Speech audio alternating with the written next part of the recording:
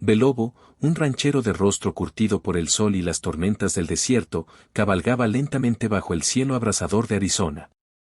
Sus manos, callosas y firmes, sostenían las riendas de su caballo, un viejo compañero llamado Trueno. El sombrero de ala ancha, gastado pero inseparable, proyectaba una sombra sobre sus ojos, que escudriñaban el horizonte en busca de algo más que polvo y cactus. Había oído rumores en el pueblo, una caravana de familias mexicanas, huyendo de la violencia al otro lado de la frontera, estaba perdida en el desierto. Yeso no era hombre de iglesia, pero algo en su pecho, tal vez el eco de su madre rezando el rosario, le decía que no podía ignorar ese llamado. No te quites el sombrero, Yeso, le había dicho su padre una vez, es tu corona, tu orgullo. Pero cuando veas a alguien necesitado, desátalo, y actúa. Aquellas palabras resonaban ahora, mientras el ranchero sentía el peso de una decisión que cambiaría su vida. El sol quemaba como un horno, y Yeso sabía que el desierto no perdonaba. Las familias perdidas no tenían más de un día antes de que la sed y el calor las reclamaran. Cabalgó hacia el norte, siguiendo un rastro débil de huellas y carretas rotas. No era un héroe, nunca lo había sido. Había crecido en un rancho modesto, donde el trabajo duro era la única moneda que valía.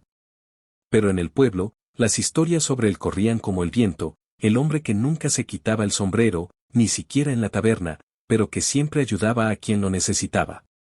Mientras avanzaba, el recuerdo de su esposa, Clara, muerta hacía 5 años, lo acompañaba. Ella solía decir, Yeso, el mundo es cruel, pero tú no tienes que serlo.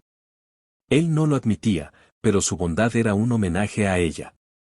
Tras horas de búsqueda, divisó una carreta volcada junto a un arroyo seco. El corazón le dio un vuelco. Bajó de Trueno y se acercó con cautela. Allí estaban, una docena de personas, agotadas, con rostros quemados por el sol.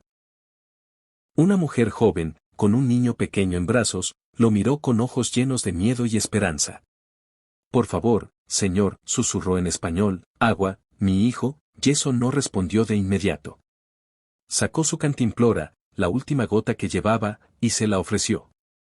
El niño bebió con desesperación, y la madre lloró en silencio. Había más personas, ancianos, niños, un hombre herido con una pierna rota. Yeso sintió el peso del desierto, pero también algo más grande, la responsabilidad de no darles la espalda. No había tiempo para dudar. Yeso se quitó el sombrero, un gesto que para él era como desnudar el alma, y lo colocó en el suelo. Era su señal, su compromiso. No se muevan, dijo con voz firme. Voy a traer ayuda. Pero en su interior, una tormenta rugía. El pueblo estaba a medio día de distancia, y su caballo estaba agotado. Podía dejarlos allí, regresar por provisiones, pero ¿y si no llegaban a tiempo? Entonces, vio al hombre herido, un joven llamado Miguel, que intentaba levantarse para ayudar a los demás a pesar de su dolor.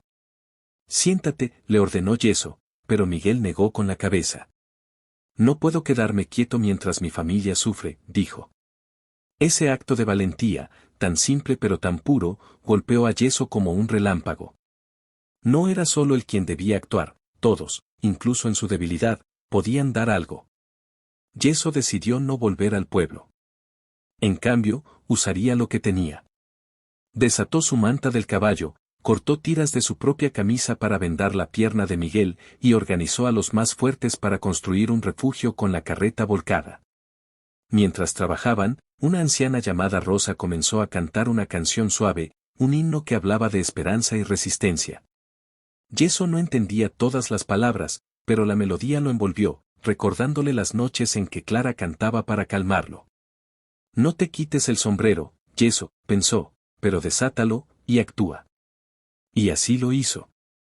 Con sus manos, su ingenio y su corazón, comenzó a transformar el caos en orden. El día se convirtió en noche, y el frío del desierto reemplazó al calor. Yeso encendió una fogata, compartiendo las pocas provisiones que llevaba, un poco de carne seca y una hogaza de pan duro. Los niños, hambrientos, comían con ojos brillantes, y por un momento, el miedo pareció desvanecerse. Pero entonces, un aullido lejano rompió el silencio. coyotes. Yeso sabía que no eran la mayor amenaza, pero los niños se aferraron a sus madres. No tengan miedo, dijo, aunque él mismo sentía un nudo en el estómago. No podía protegerlos de todo, pero podía darles esperanza. Contó una historia, una que su padre le había narrado, la de un vaquero que enfrentó a un lobo con nada más que un palo y su voluntad.